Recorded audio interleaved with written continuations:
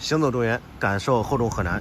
今天我们来看一座特殊时期建造的历史建筑，它的名字叫做鹤窑八一大桥。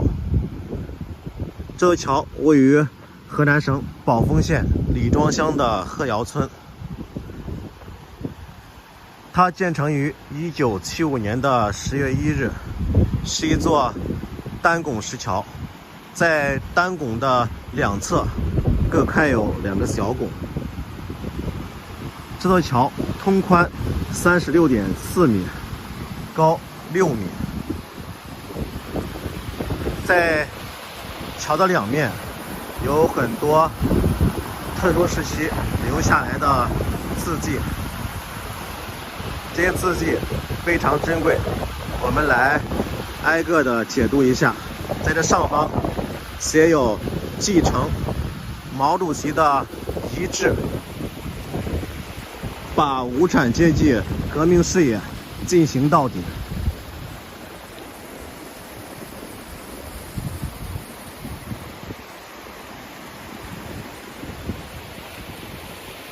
这边拱跨的两侧分别写的是伟大的中国共产党万岁，伟大的毛主席万岁。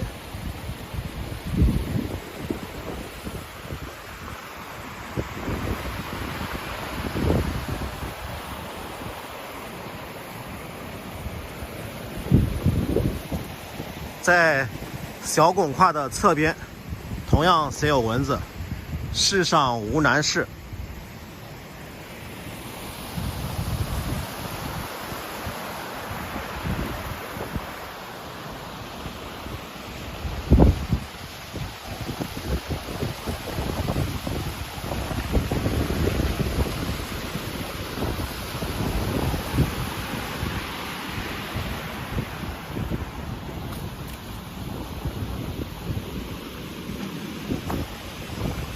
只要肯登攀，这在当时是非常流行的。现在我们走到另外一边也看一下，这是另外一边桥的下游。当时这么漂亮的拱跨是怎样建造起来的呢？先呢在下方用土堆起来，堆成拱形，然后再起拱。等拱建成了以后，再把土给扒出来。我们接着看上面的字，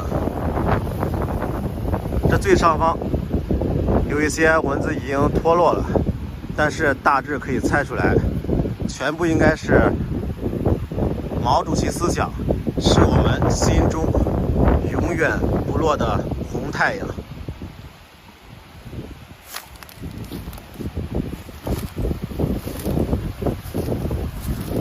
画上写的是独立自主、自力更生、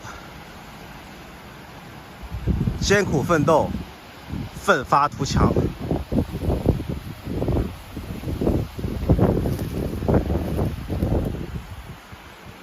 在这边有桥的名字八一大桥以及落款年月。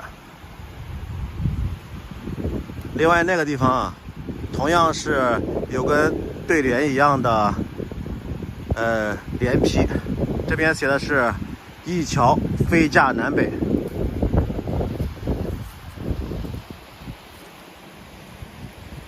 而这边写的是天堑变通图。